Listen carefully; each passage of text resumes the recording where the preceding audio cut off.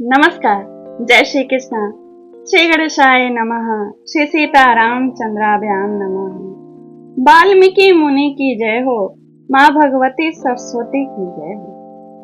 आप सबको मेरा नमस्कार। आप राम भक्त को मेरा नमस्कार। आप हमारे वीडियो को देखते हैं, इसलिए मुझे वीडियो बनाने में अति अधिक उत्साह हृदय में उत्पन्न होता है। आपके देखने के कारण ही यह प्रीति निरंतर चल रही है भक्ति की। इसके लिए हृदय से आप सबको मेरा धन्यवाद। और आप लोग ज्यादा से ज्यादा देखिए, लाइक कमेंट शेयर करिए। सुनने से धर्म अर्थ काम मोक्ष चारों पुरुषार्थों की सिद्धि होती है। श्री राम की कृपा अलग से प्राप्त होती है, भक्ति प्राप्त होती है, खुशी हृदय में दिन रात महसूस रहता है, आनंद की हाट लगा रहता है हृदय में। महाराज, मैं आपको निरंतर श्रीमद् वाल्मीकि रामायण का हिंदी में अर्थ सुना रही हूँ। आज मैं अष्टचत्वारिंशः सर्गः सुनाऊंगी। पिछले सर्ग में श्री राम के साथ वन जाते हुए अयोध्या वासियों को तमसा तट पर ही श्री राम सवेरे चुपके से छोड़कर वन की ओर चल दिए। और श्री राम को न देखकर उठने के बाद अयोध्या वासी विलाप करते हुए अपने नगर वापस आए। और इस सर्ग में उनके नगर की, अयोध्या के नगर की स्त्रियों का करुण विलाप है। वे विलाप में क्या करने को अपने पतियों से कहती हैं। बिना श्री राम के वे लौट आए हैं, उन्हें कैसे कैसे ताना मारती हैं और किस तरह श्री राम के प्रेम को महसूस करती हैं, याद करती हैं। इसका बड़ा ही करुण विलाप है। और अयोध्या नगरी का स्वरूप बिना राम के कैसे है, उसका वर्णन है। इसमें एक प्रमुख चीज जो मुझे बहुत अच्छी लगी, वह मैं कथा सुनाते समय बीच में बताऊंगी कि मुझे श्री राम के कौन से गुण की जब स्त्रियां बखान करती हैं, मुझे हृदय से छू लिया। आज कलयुग में उस आदत की सबको बहुत जरूरत है। आइए सुनिए और लाइक कमेंट शेयर करिए। और आपकी इस आकर के वीडियो को देखने की प्रीत को मैं हृदय से आभार प्रकट करती हूँ। मैं विशेष नहीं हूँ, विशेष आप दर्शक। जो विषाद ग्रस्त अत्यंत पीड़ित शोक मग्न अयोध्या वासी घर पर आए, तो वे सब अपने अपने घर में आकर पत्नी और पुत्रों से घिरे हुए आंसू बहाने लगे। उनके मुख अश्रुधारा से भरे हुए थे। उनके शरीर में हर्ष का कोई चिन्ह नहीं दिखाई देता था। मन में भी आनंद नहीं था। हाट बाजार उनके बंद थे। उनके जो दुकानें थी उन्होंने बंद कर रखे थे, खोले नहीं थे। उस दिन गृहस्थों के घर में चूल्हे नहीं जले, रसोई नहीं बनी। खोई हुई वस्तु मिल जाने पर भी किसी को खुशी नहीं हो रही थी उस दिन। जैसे किसी नगरवासी का कोई वस्तु खो गया हो और फिर से उसको मिल गई हो, तो भी मिलने की खुशी नहीं प्राप्त हो रही थी। कोई स्त्री प्रथम बार पुत्र का जन्म दी हो, तो भी उसे कोई प्रसन्नता नहीं हुई। प्रत्येक घर की स्त्रियां अपने पतियों को श्री राम के बिना लौटकर आते हुए देखकर रो रही थी और बड़े ही कठोर वचनों द्वारा उन्हें कोस रही थी। जैसे हाथी को महावत अंकुश से कोचता है, उसी तरह श्री राम को लिए बिना आए हुए अयोध्या वासियों को उनकी पत्नियां कोस रही थी। कहती हैं संसार में एकमात्र सत्पुरुष तो लक्ष्मण ही है, जो उनके साथ बनने गए। और उसके बाद बन के उनके सौभाग्य का भी वे बखान करते हुए विलाप करती हैं, जो उन्हें महसूस हो रहा है। कहती हैं, उन नदियों, कमल मंडित बावड़ियों तथा सरोवरों ने अवश्य ही बहुत पुण्य किया होगा, जिनके पवित्र जल में स्नान करके श्री रामचंद्र जी आगे जाएंगे। जिनमें रमणीय वृक्ष वालियां शोभा पाती हैं, वे सुंदर वन श्रेणियां, बड़े कछार वाली नदियां और शिखरों से संपन्न पर्वत श्री राम की शोभा बढ़ाएंगे।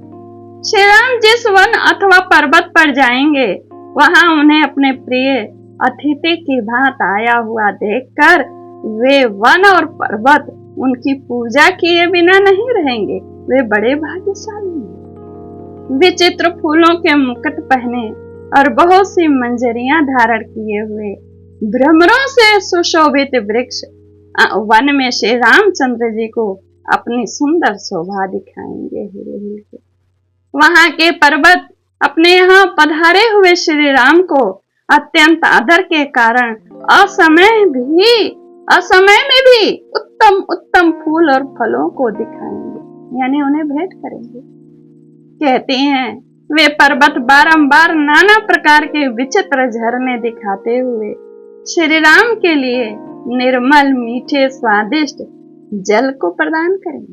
कहते हैं पर्वत शिखरों पर लहराते हुए वृक्ष श्री रघुनाथ जी का मनोरंजन करेंगे। जहां श्री राम है वहां न तो कोई भय है और न किसी के द्वारा पराभव ही हो सकता है, क्योंकि दशरथ नंदन महाबाहु श्री राम बड़े शूरवीर हैं। अतः जब तक वे हम लोगों से बहुत दूर नहीं निकल जाते, इसके पहले ही हमें उनके पास पहुंचकर पीछे लग जाना चाहिए। उनके जैसे महात्मा एवं स्वामी के चरणों की छाया ही हमारे लिए परम सुखद है। वे हमारे रक्षक गति और परम आश्रय है। हम स्त्रियां सीता जी की सेवा करेंगे और तुम सब लोग जो अपने पतियों को कहती हैं, तुम सब लोग श्री रघुनाथ जी की सेवा में लगे रहना। इस प्रकार पूर्ववासियों की स्त्रियां दुख से आतुर हो अपने पतियों से ये बातें कहने लगी। कहती हैं वन में श्री रामचंद्र जी आप लोगों का योग क्षेम सिद्ध करेंगे और हम स्त्रियों की माता सीता जी करेंगे। यहाँ का निवास प्रीति नहीं है, मतलब प्रेम नहीं है, और न ही प्रतीति है, यानी महसूस भी नहीं हो रहा है। यहाँ से सब लोग श्री राम के लिए उत्कंठित रहते हैं। किसी को यहाँ रहना अच्छा नहीं लग रहा है। लगता था यहाँ रहने से मन अपने शुद्ध बुद्ध खो बैठा है। भला ऐसा निवास से किसको प्रसन्नता है? इससे अच्छा हम उन्हीं के पास चलते हैं। ले चलो हम लोगों को। यदि इस राज्य पर कैकेयी का अधिकार हो गया तो यह राज्य तो अनाथ हो ही गया है। उसने ऐसे राज्य में तो हमें जीवित रहने की आवश्यकता नहीं है। जान पड़ता है फिर यहाँ धन और पुत्रों से क्या लेना है। मतलब उनको ऐसा महसूस हो रहा है कि यहाँ पर पुत्र धन से क्या लेना देना। जिसने उसने खुद अपने पुत्र का त्याग कर दिया हो और राज्य को निकाला दे दिया हो अपने पुत्र को, ऐसे निर्दय स्वभाव वाली नारी ने महाराज के पुत्र को राज से बाहर निकाल दिया। उस अधर्म परायणा दुराचारी कैकेयी के अधिकार में रहकर कौन सुख पर जीवित रहेगा? कैकेयी के कारण यह सारा राज्य अनाथ हो गया। उसको तो न पुत्र से लेना देना है और न ही धर्म से लेना देना है। यज्ञ रहित होकर उपद्रव का केंद्र बन गया है। अतः एक दिन सबका विनाश हो जाएगा कैकेयी के राज्य में। ऐसा स्त्रियां विलाप कर रही हैं। कहती हैं श्री रामचंद्र जी के वनवास चले जाने पर हम लोगों को तो ऐसा लगता है कि राजा दशरथ भी जीवित नहीं रहेंगे, उनकी मृत्यु हो जाएगी। उनके मृत्यु हो जाने के बाद इस कैकेयी के राज्य में कौन रहेगा? कोई नहीं रहेगा। इस कैकेयी ने तो झूठे वर की कल्पना करके श्री राम को देश निकाला दे दिया और हम लोगों को भरत के साथ बांध दिया। अब हमारी दशा कसाई के घर में बंधे हुए पशुओं के समान है। लक्ष्मण के ज्येष्ठ भ्राता श्री राम का मुख पूर्ण चंद्रमा के समान मनोहर है। उनके शरीर की कांति श्याम और गले की हंसली मांस से ढकी हुई है। भुजाएं घुटने तक लंबी और नेत्र कमल के समान सुंदर है।